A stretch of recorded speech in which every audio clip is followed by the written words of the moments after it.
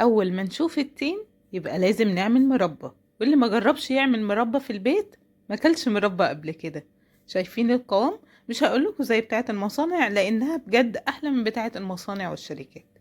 جبت 2 كيلو من التين، وافضل تين يتعمل بيه المربى هو التين الغامق اللي موجود دلوقتي. غسلته وهبدأ ان انا اقطعه، بشيل الجزء اللي تحت ده خالص وبقطعه مكعبات صغيرة بالشكل اللي حضراتكم شايفينه. خلص الكمية كلها، وكل كيلو من التين بحط له نص كيلو من السكر.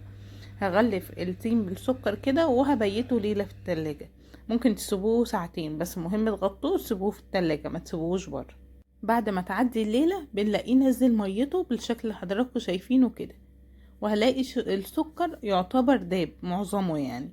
هحطه بقى في حلة مناسبة، يفضل ألمونيوم أو جرانيت، بلاش ستانلس. هضيف له كمان إضافة اختياري وهي فصين من القرنفل، بتدي تست حلو قوي، بس لو مش حابينه خلاص طعمه مش بيبان. رفعته على نار عالية في البداية، أبدأ إن أنا أشيل أي ريم يظهر بالشكل اللي حضراتكم شايفينه علشان يبقى معايا مربى صافية. مدة تسوية المربى بتكون ساعة أو نص ساعة، بتكون على نار عالية. بعدين ببدأ إن أنا أهدي النار ما بين هادية المتوسطة. بس زي ما اتفقنا، أي ريم بيظهر لازم نشيله عشان لو سيبناه بيأثر من عمر المربى.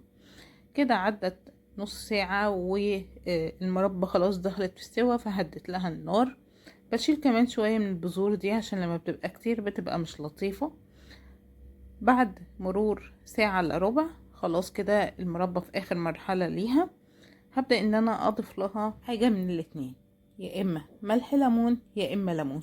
بس انا ما بفضلش ملح الليمون عشان لو زاد منكم شوية هيدي طعم اسيد كده مش حلو، فهنحط عصير ليمونة كبيرة. هضيف كمان معلقة كبيرة من عسل الجلوكوز عشان تظبط معايا القوام بتاع المربى ويبقى تقيل كده ومظبوط. هعمل اختبار الطبق بالشكل اللي حضراتكم شايفينه، بحط معلقة من المربى على الطبق واسيبها تبرد شوية، واعمل خط زي ما شفتوا كده معايا. لو قفل على بعضه يبقى لسه محتاجة سوا، ما قفلش يبقى كده تمام. ببدأ ان انا اطفي عليها وبسيبها تهدى، وبعدين بعبيها في البرطمانات، وما بقفلش البرطمان ابدا وهو سخن، بسيبه يبرد وبعدين بقفله وبحطه في التلاجة لما يبرد تمام. كالعادة لو وصلتوا معايا لحد هنا بشكركم جدا، وبفكركم لو بتشوفوني لأول مرة ما تنسوش الاشتراك وتفعيل الجرس عشان يوصلكم كل جديد. اشوفكم في فيديو جديد على خير.